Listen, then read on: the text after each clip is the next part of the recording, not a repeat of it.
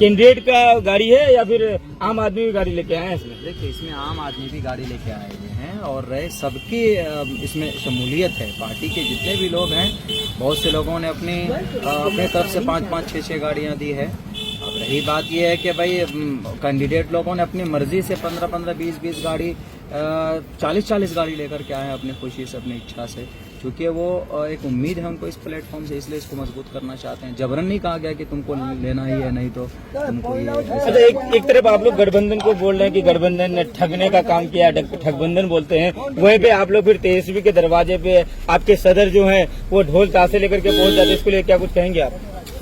ये तो देखिए, बातिल ताकत को रोकने के लिए बैरिस्टर साहब भी और अब्दुल साहब कोशिश कर रहे हैं। अच्छा, तो ये आज का ये जो रैली है सर, ये क्या पैगाम?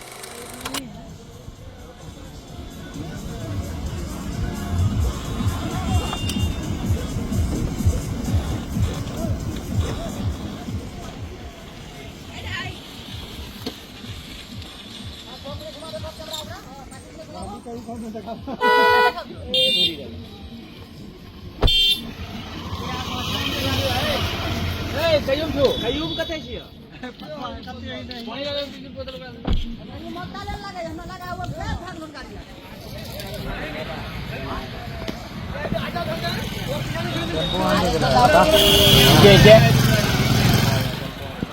दुकान बगली रुकले सन।